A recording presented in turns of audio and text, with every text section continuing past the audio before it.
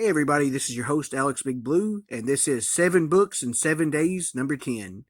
I will show you guys which books I've read this week and give them a quick review. Alright, on day 1 I read The Nevermen, number 3, and the second book I'll go ahead and show because they go together anyways, was The Nevermen, number 4. Very cool covers in both of these. I really like the pink letters on this one actually. Yeah, this is a really cool cover. But I'll go ahead and show this one again too. So anyways, I'll review them both together. So, the Nevermen, it's a pretty interesting world. It's kind of post-apocalyptic, I guess you would say.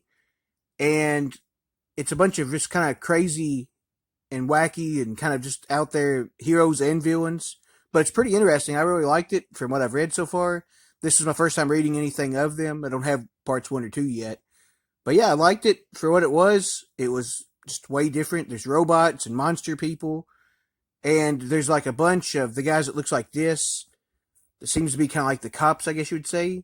But they seem to be just a ton of different ones that looks like the same guy. So I don't know what the deal is with that exactly yet. But it's pretty good action in general. And I thought they was both pretty enthralling with what happens. So yeah, both of those two is pretty cool. And on book 3, I read John Sable Freelance, number 51. So I think I've read an issue or two of this before, but I happen to have this one with me. And I read it, and I wasn't exactly sure where it was going, but basically it ends with a pretty interesting thing that happens. I don't want to spoil what it is, but that young guy that shows up that Sable has to kind of more or less babysit for. He's an older guy. He's like an older teenager, but he basically winds up getting into an adventure towards the end of this. And yeah, it was a pretty fun read in general. I liked it from what I read, so pretty cool. I would be interested to read more issues that I happen to already have of this for sure. And for book 4, I read a really awesome book. This is Avenging Spider-Man number 1. I got this recently on a video, if you guys saw that one. But yeah, first of all, very cool cover on this. But it's a very quick read, first of all. And Spider-Man is really awesome in it and has a lot of Red Hulk. It also has other heroes that's on this as well as other Avengers characters.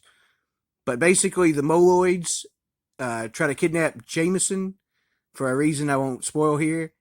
J. Jonah Jameson, by the way. And Spider-Man is trying to save the day. He gets back after hanging out with the Avengers. Him and Red Hulk appears.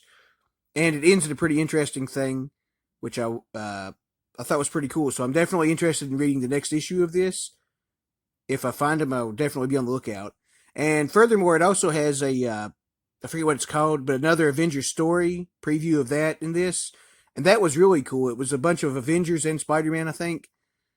They was fighting a bunch of different villains. It's really cool, like Whirlwind and I forget what that fire guy's name is off the top of my head, but a bunch of other ones as well. It was really cool.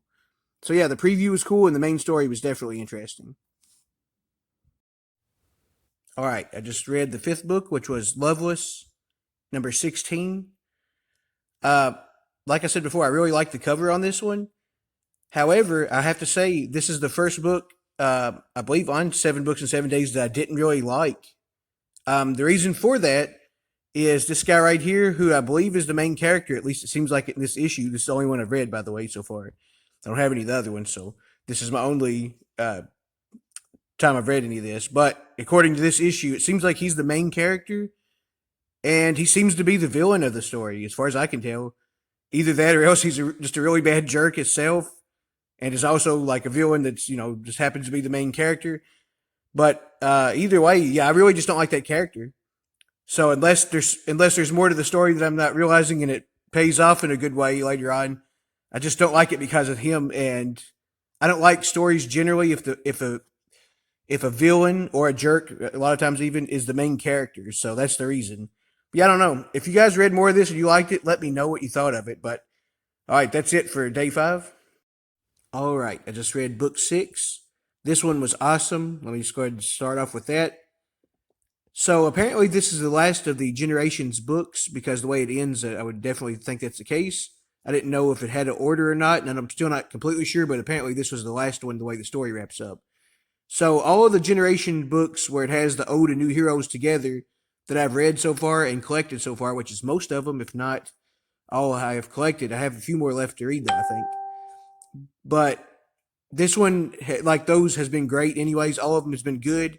Very interesting to see how they mix them up and like what part of time they're in together.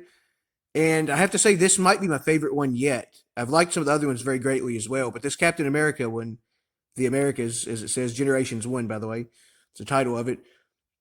Just really great.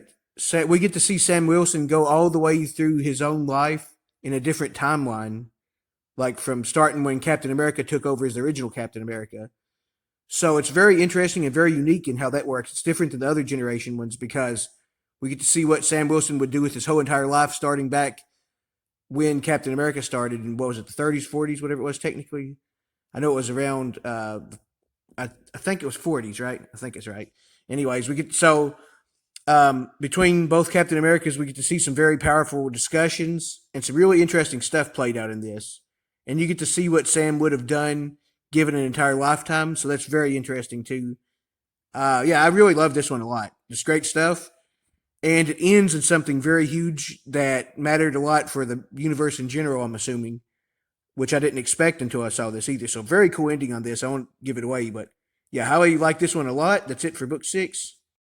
All right, and last but not least, for book 7, I read The Man Thing number 8. So basically, the Man Thing is on a ghost pirate ship.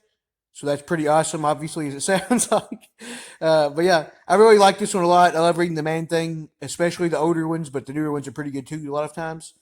But yeah, this was a really good one. Basically, this woman here and her husband, the sheriff, is trying to escape the ghost pirates, as well as some other passengers that are hostage too. And the Man Thing happens to be in the mix as well. So yeah, it's very interesting. I don't want to spoil what happens, but highly recommend it if you guys see it. Apparently, I got it for $1, by the way, which is kind of interesting because I just noticed this had that up there. But yeah, this is really cool. I really like this a lot and love the cover as well. Thank you guys so much for watching. I'm Alex Blue. See you later.